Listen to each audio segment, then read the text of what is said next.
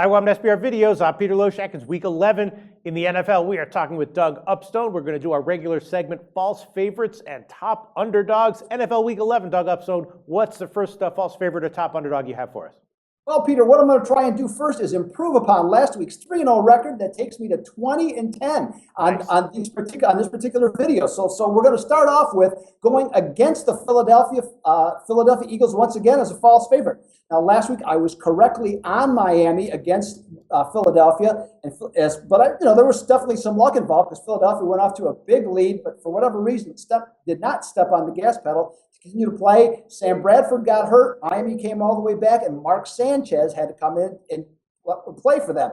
Now, Mark Sanchez, to me, is like the shingles. He just doesn't go away. Yeah. If this guy has a job, I'm not really sure. He comes into the game with a chance to set his team up late in the fourth quarter with a field goal. What does he do? He throws an interception, Peter, costing his team the game.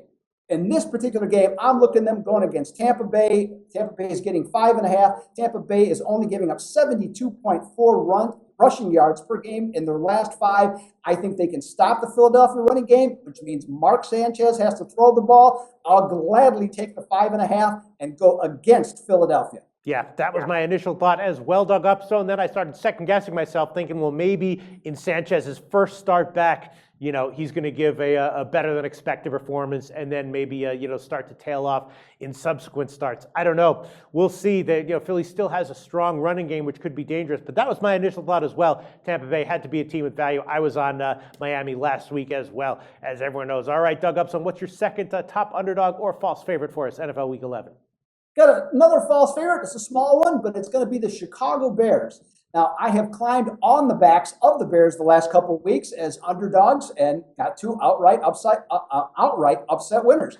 But we got Peyton Manning out and Brock Osweiler in and going up against Chicago, which has in turn made them a favorite. Now, when looking at these two teams, I think the line is correct. But when I see Denver, I thought it would be last week, but I'm quite certain it'll be this week, that their defense will be ready to play and step up. Now, in this particular game, Chicago's getting by, with a lot of players that people have not heard of other than Jay Cutler. Can this continue?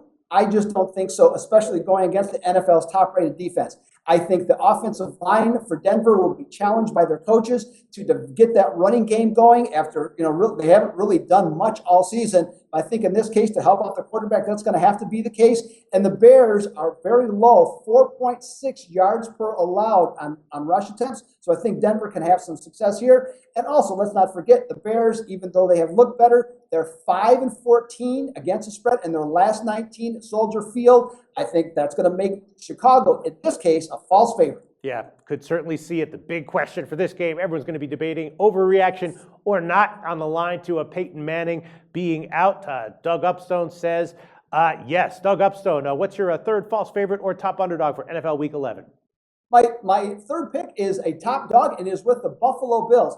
Peter, you remember the old Roadrunner and Wile E. Coyote cartoons, right? You remember those? Yes. Okay. Well, to me, this is exactly what I'm thinking of Rex Ryan's obsession of wanting to defeat Bill Belichick and the New England Patriots. He talks of so much bravado. He's got all this lingo that he throws out there, but by and large, he doesn't get the job done when it comes to winning games against them.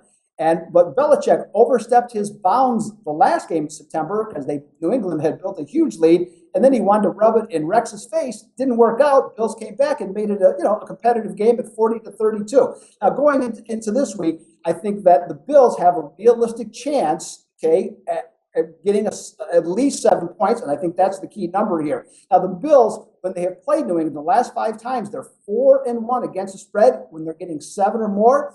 And when I look at this game, I think there's a real good opportunity for the Bulls.